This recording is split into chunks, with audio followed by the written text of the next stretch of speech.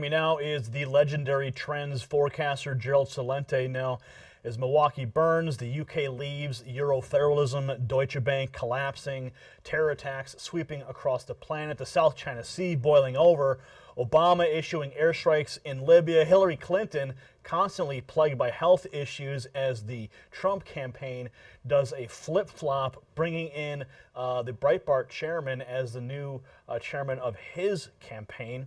We're going to talk about all these things today with Gerald. He is the publisher of the Trends Journal.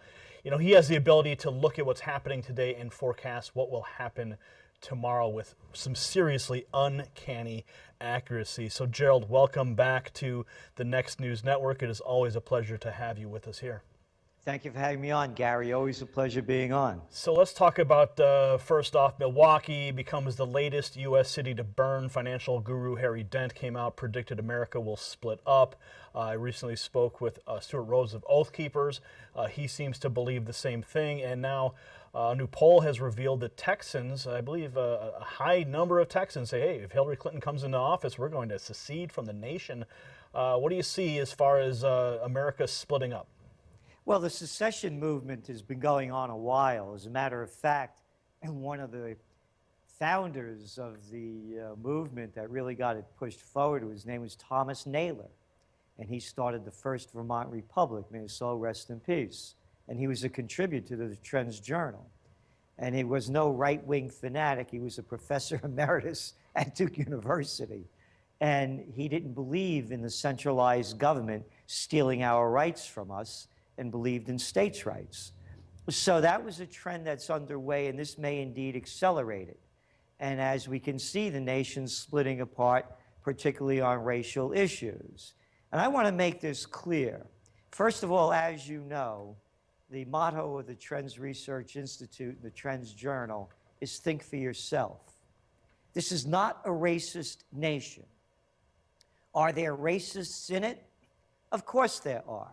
Do you know a lot of ignorant people? I run into more than I would ever like to in my entire life. That doesn't mean the whole country is. To make my point, Mr. Franchi, tell me the Italian presidents that we've had. Oh, we have a black one, don't we? Oh, now, who's that head of the Attorney General? Oh, Loretta Lynch. What color is she? Hey, how about the one before her? Oh, that was Eric Holder. Eric Holder. Now, there's a black guy that's a real white shoe boy. That's the little lowlife as Attorney General that didn't prosecute one of the criminals on Wall Street. That's right, too big to jail, Eric Holder. Who's the head of Homeland Security? Oh, yeah, another Johnson. Isn't he kind of shady in the color as well, huh? I'm tired of playing the race card. And that's what everyone is doing. We even have the President of the United States telling the students graduating Howard University that Shonda Rhimes owns Thursday night, and Beyonce runs the world. Not my world, Jack. Maybe your entertainment world, which is a lot of bad rap. So I'm tired of hearing this. Are there racial issues? Of course there are. Are there problems? Yes. But what's the stats coming out about the police? How many whites have they murdered? Think more than blacks. Proportionately, of course, more blacks. Because the nation is turned into a militarized zone. The fish rots from the head down. And go back to another guy that should be brought up on war crimes, George W. Bush. The war on terror. America's slaughtering people all over the world. It's the military mindset that has militarized our police. And we write about it in the Trends Journal, along with Dr. Paul Craig Roberts, Reagan's former Assistant Treasury Secretary, a contributor to the Trends Journal, who writes about the militarization of America. Oh, and here's one for you.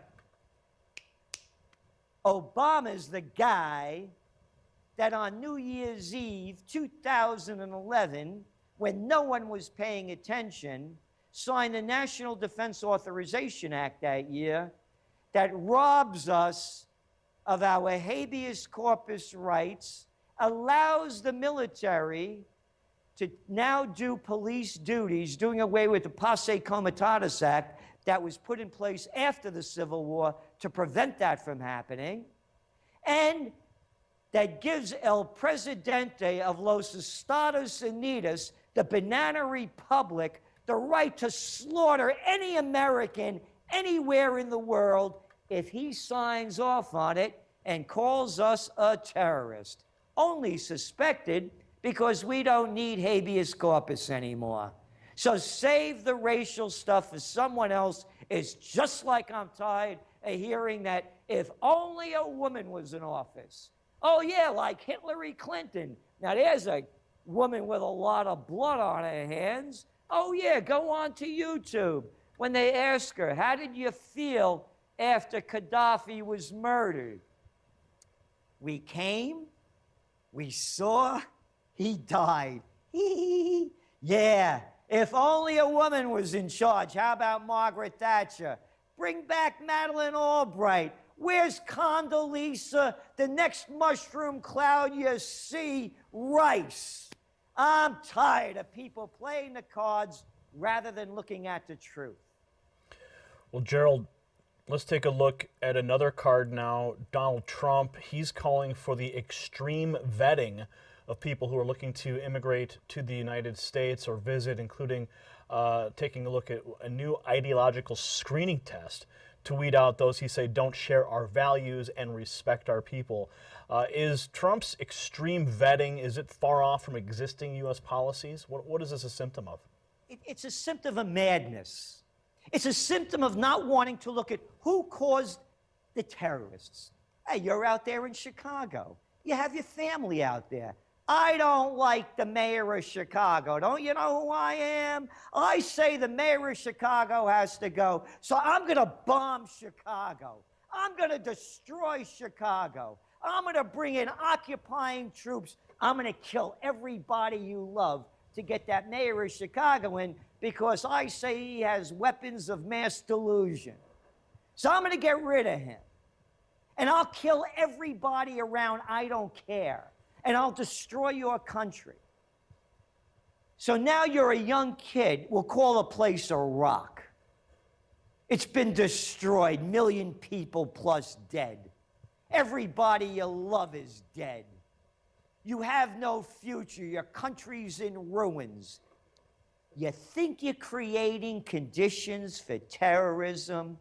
You think if I was an Iraqi and I had occupying forces in there, I'd want to blow their brains out if I was called a militant or a terrorist? So this is just a reactionary move by Trump. Get it in your head, Trump. They're pouring over the border in record numbers. Little kids unaccompanied. You're not going to stop them. You're not going to stop people from committing terrorist acts by vetting them. You're not going to commit people from stopping terrorist acts by robbing us of more of our rights to watch everything that we do. You stop it by, I know this might be the last time I'm on the air, this might offend you, you stop it by launching peace. You stop it, the wars that Obama has unilaterally launched against Libya, against Syria. The troop surge that he put into Afghanistan with 33,000 troops. Another war started on lies. Why are we in Afghanistan? Well, I read the redacted 28 pages from the 9/11, and they said 15 of the 19 people that ostensibly took down the World Trade Center and whacked the Pentagon were Saudis. Well, that makes perfect sense why we should invade Afghanistan. Oh, no, it was the Taliban. No, it wasn't. I outlined George W. Murderous Bush's 9/11 evening speech and the one he addressed the nation 9 days later, not one fact about why we should invade Afghanistan. So the United States is causing terrorism by terrorizing the world. And what Donald Trump wants to do is launch a new war on terror. Read the headline. Oh, yeah, the first one wasn't good enough for you? You're going to double down on the loss, and that's all this is. One losing military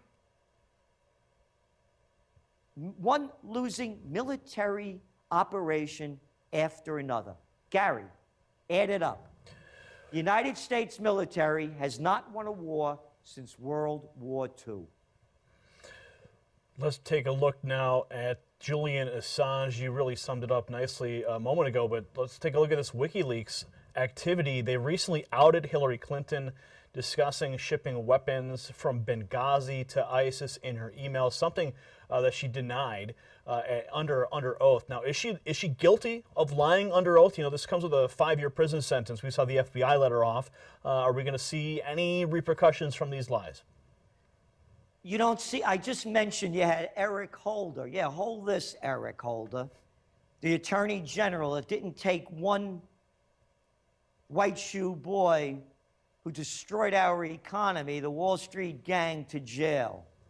It's a neo-feudal society. It goes back to what's going on in Milwaukee and around the country.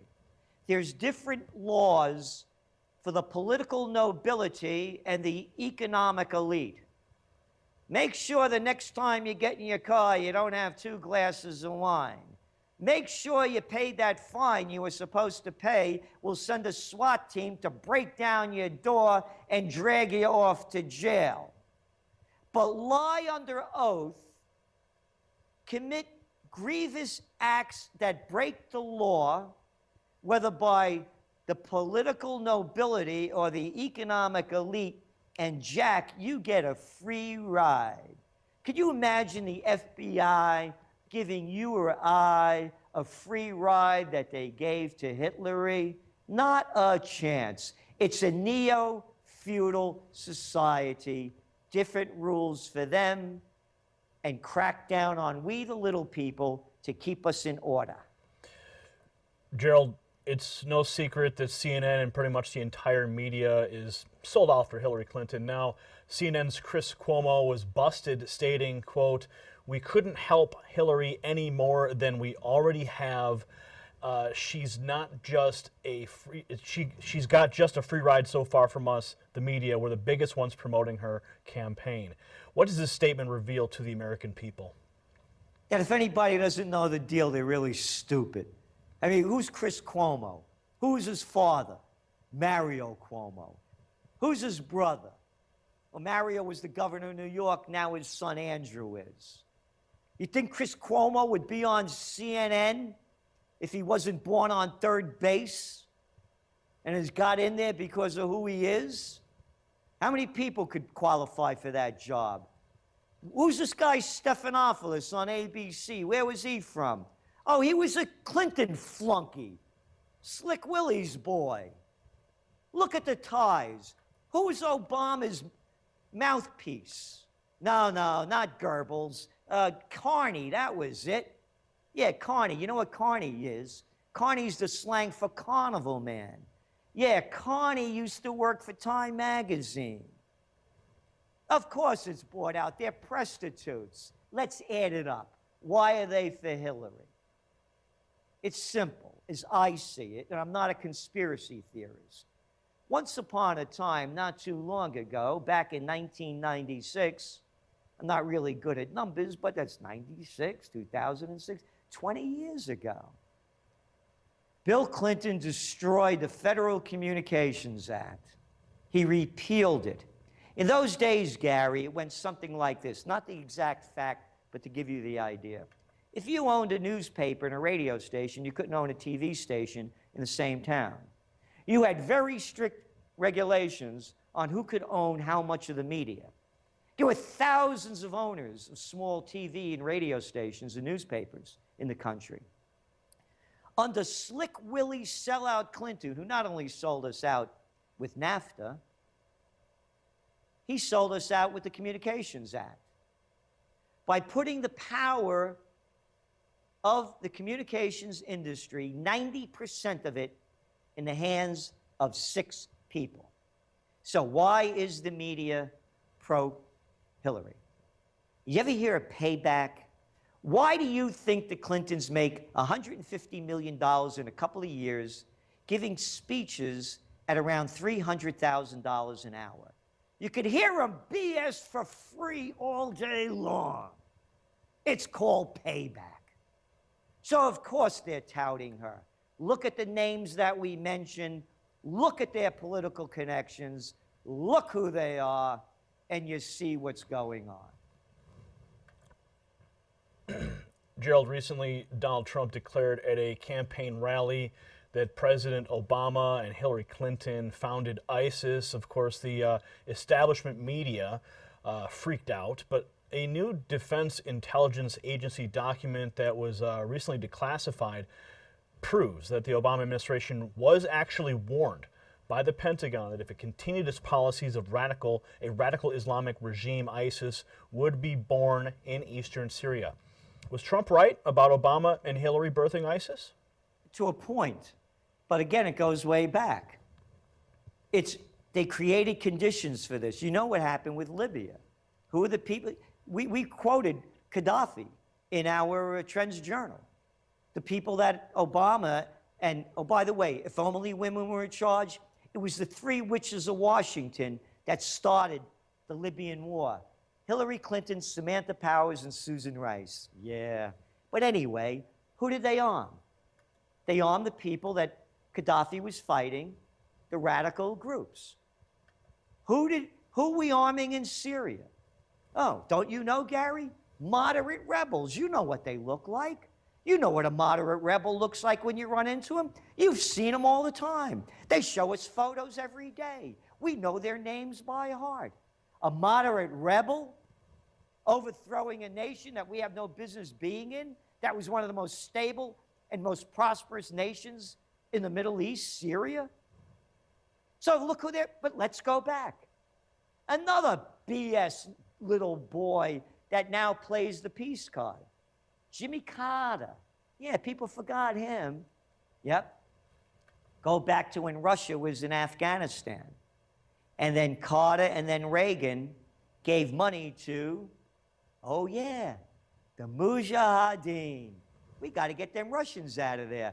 Wasn't Bin Laden with the Mujahideen? Oh yeah. Oh yeah, aren't they an outgrowth of, yes, of course they are. It's American military intelligence failures. Of course, Trump is right to an extent, but it goes beyond that for all the other reasons as well. Let's take a look now. People have been talking online, of course, about President Obama and a possible 3rd term. Now, personally, I don't believe that that's a possibility. Is there anything that the Trends Forecast, Trends Journal, any signs that you would see that could point to such a thing? Yeah, I mean, I don't believe it as well. You know, they've been saying that for years. But, you know, suppose something, you know, there's always wild cards. And that's why nobody could predict the future. You could see the face of it, but you can't predict it.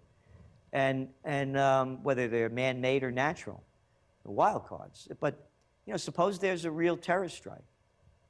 You know, suppose it's something of a great magnitude. Suppose something does happen to Clinton or Trump. And now you're seeing Obama, just like he lied his way into office, he's lying his way out. And you see his popularity rating going way up. So in the absence, and again, I call this election, we're clumped. You know, Clinton and Trump, it's a clump. And so, yeah, an instance like that, you take a World War II instance with FDR. You know, if the nation's in that kind of thing, and we don't have anybody right there, you know, to fill the spot, you can never tell. Now, Donald Trump recently told Fox Business that he'd gotten out of the stock market, and he sees some very scary scenarios ahead for investors. What do you see ahead for investors in the stock market? Well, I agree with Trump 100%, and he says it for the same reasons. All the cheap dough, negative interest rates, zero interest rate policy, quantitative easing. We've never seen this in our life, and it's not only him that's saying it. George Soros, one of the biggest gamblers in the world, he just shorted the S&P. And you're looking at billionaires are holding on to like almost $2 trillion in cash, according to other reports. You're looking from Bank of America, Merrill Lynch reports showing that portfolios now are holding more cash than they ever have since 2001. Now, people forget what was happening in 2001. And I'm not talking about 9/11, because that got our mind off what was going on economically. We were heading into a very severe recession. The dot-com bubble had just burst in March of 2000. So they're holding now that kind of cash because just like they were back in the terrible days back then, because of where the economy was going. So I see the signs of high stress in the markets, and while it's very difficult to call it, we're still sticking by our forecast of the panic of 2016. Why should the markets be going up, Gary? On the great news that the first half of the United States, our GDP, is rushing along at 1%? Oh, no, I know what it is. It's that one over there in Europe where they're buying $80 billion worth of corporate and government bonds and stimulus and negative interest rates. Yeah, their GDP for the first half of the year, it's at a roaring 0.4%. I got it. It's the number 3 economy that's doing so well in the world. Over in Japan, they had a first great half of the year too. Their GDP is growing at 0.2%. Oh, in China, the country, their big import-export country, yeah, their imports were down 12.9% in July for the 21st consecutive month. Oh, and exports, they were only down almost 5%. So, of course, why should the markets be going up? They shouldn't be going up. They're being gambled up. It's a gambling game because you're giving the money junkies free dough with negative 0 and historically low interest rates. And I say historically low. There's been never such a thing in the history of the world of negative interest rates. There is $17 trillion worth of negative interest rate bonds. And the UK, the Bank of England, just lowered their interest rates to 322-year lows. Gerald, Deutsche Bank now, they state they could cut up to 35,000 jobs by the year 2020. They're shutting down branches all over Germany. What is the future for Deutsche Bank and Europe, the European economy, with this ripple effect? Well, I just mentioned what the European economy is doing, despite all their central banksters' dirty deals in trying to prop up the equity markets. What Deutsche Bank, again, follow the money. Deutsche Bank's not the only one that's having a problem. You look at banking indexes throughout Europe. They can't make money at 0 interest rate policy. Look what's going on with insurance companies and pension funds. It's the same thing across the board. You can't make money at 0 interest rate policy and negative interest rate policy. The big banks are in trouble across the world. They're doing better in the United States because they have other ways of gambling. But it's really hurting over there. By the way, that's why we believe they're going to keep interest rates low in the States. Because if they raise them, you saw what happened when they raised them for the first time in over 9 years back in December of 2015. You woke up to the new year and the Dow opened at historic lows for the first 2 weeks. You saw a decline throughout the world. The stock indexes, they lost by the end of January, they lost like $6 trillion. And they only raised interest rates a lousy 25 basis points. If they raise interest rates, the dollar gets stronger. When the Fed pumped all that money out following the panic of '08, it flew into these emerging markets, all that hot, cheap money. So corporations and countries borrowed heavily. Now the global economy is slowing down. I just gave you the numbers. What they're selling, a lot of their natural resources, they're selling at bargain basement prices. Look at oil, around $50 a barrel. Saudi Arabia needs it at $100 a barrel to break even. So now they're selling less of what they used to sell and selling it at a lower price and they're burdened down with all this debt in dollars. If they raise dollars, their currencies go down lower, and they got to pay back more of their money with more of their currencies that they don't have. So they're keeping the Ponzi scheme going. When will Ponzi die? I don't know. I would have thought he would have been dead 4 years ago. Let's talk now about Minister Alexis Tsipras. Next month, he's set to host a meeting with the leaders of France, Italy, Spain, Portugal, Cyprus, and Malta in hope of creating an anti-austerity alliance that's aimed at loosening current EU restrictions. Now, we've just seen the UK in the historic Brexit move. Is this a new sign? Because we are seeing a populist movement in the wake of the Brexit. Is this a sign of an exit strategy for those Mediterranean countries to leave the EU and break off? Anything Tsipras says to me, he's a low-life little boy. And I say that because go back to when they had a referendum in Greece, and over 60% of the people voted against the austerity measures, and Tsipras said to the Greeks. Mm-hmm. And he pushed it through. He's a little sellout, playing the cards as they're being dealt now. Go to the cover of the Trends Journal, the summer edition. People power. Referendums are happening all over Europe. What happened with Brexit is a big one. There's going to be more of them. They're going to be in the Netherlands. They're going to be in Italy. They're going to be in France. You watch, they're going to start cropping up all over. What Brexit signaled to us is the beginning of the breakup of the European Union. If you have a country like like Italy or France drop out of the European Union, that'll be the end of the euro, because of course the UK has the pound, so they didn't affect the euro. You're going to start seeing the end, I believe, of the Eurozone, but a bigger picture on top of all of that, and it goes back what's happening in the States when you went back with what's going on in Milwaukee. When people lose everything, they have nothing left to lose.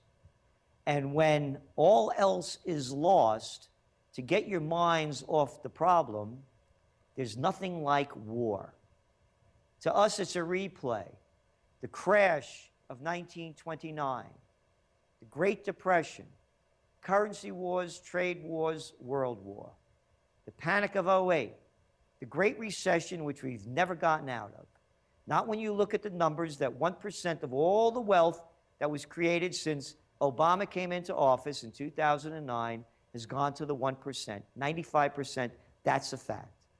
So we haven't gotten out of the Great Recession, and now you keep hearing about currency wars, trade wars, and now, of course, the pivot to Asia and the South China Sea, freedom of navigation.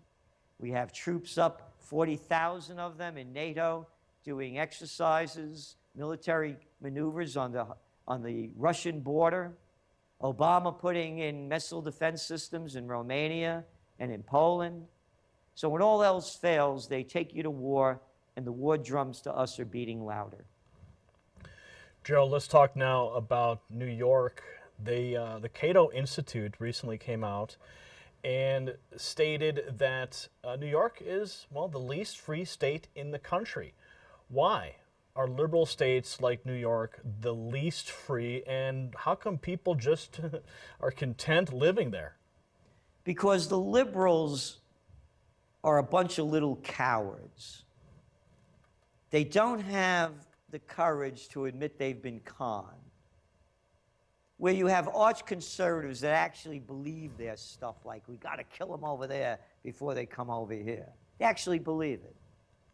Liberals, for example, if Obama was Bush and Bush just launched airstrikes against Libya or overthrew the government of Libya, as Obama did without getting congressional approval, all those little quiche-eating grin liberals up here in Woodstock with their balsamic smiles would all be protesting what Bush is doing. But when their liar-in-chief cons them, they'll make up another excuse. Well, he's not as bad as Bush. So when their party's in office, and we have the Democrats running New York State, and they rob us of our rights because they're party members to the tribe of cowards, they never speak out. So that's what the liberals are. They lack the courage to know that they've been conned, and they'll make excuses that my con man is better than your con man. Gerald, let's talk now about what you see for the rest of the year, and then, of course, 2017. I'm very concerned about the rest of the year. And we've never had an election like this in our lifetime. As I said, we call it clumped. And all it is name-calling back and forth. You know, it's just a joke. And there's nothing really about issues, and all the issues are very thinly covered by both candidates. So whoever it wins, it'll probably be more of the same, but worse. On the economic front, we're highly concerned about the bubbles that have been built, particularly in the housing markets and the equity markets. And it's global. The global markets, whether it's Australia or Vancouver or New York City or San Francisco, these markets have been pumped up in the housing levels with all of this cheap dough. And the equity markets have been boosted up by massive amounts of debt taken on. And it's unpayable. So we're concerned of a global economic crisis and a march toward war. And I left out China. China's debt back in 20 years ago, public and private, was about $500 billion. Today, it's over 30 trillion.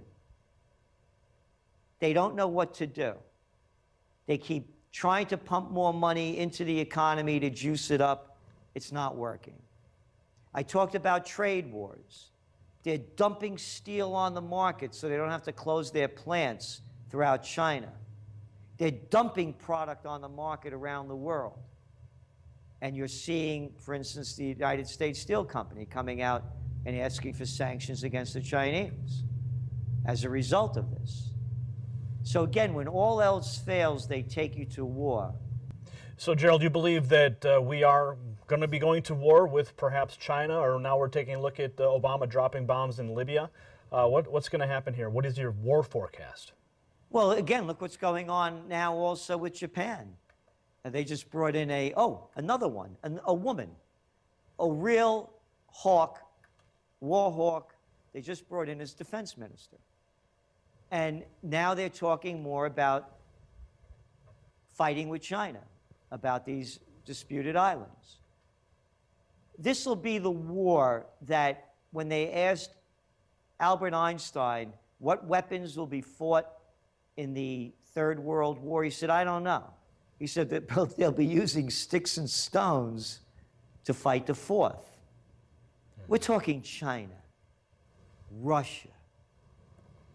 This isn't Afghanistan or Libya. It's not Iraq or Syria. This is big. And you have a bunch of sick people, and nobody wants to call them that keep launching these wars and losing them. So when you look at the Republican and Democratic conventions, you saw retired generals coming out banging the war drums. You see editorials coming out from former CIA people banging the war drums and supporting Clinton. Matter of fact, I have to give this guy Dempsey, who was the head of the Joint Chiefs of Staff, for coming out and saying that should not have been done. It's no place for the military to be taking political decisions. And that's what's happened. It's what Dwight D. Eisenhower, five-star general, Supreme Commander of the Allied Forces and two-term Republican president, warned us as he was leaving office that the military-industrial complex was robbing the nation of the genius of the scientists, the sweat of the laborers, and the future of the children. welcome to 2016. All right, Gerald, always a pleasure to have you on the Next News Network. We look forward to having you back on again soon. And folks at home, the website trendsresearch.com. Go there, plug in, and get your subscription to find out what's happening before it happens with Gerald Celente. Of course, we welcome your comments below, and we encourage you to subscribe to this channel for more interviews when Gerald returns for his next forecast. For the Next News Network, I'm Gary Franchi.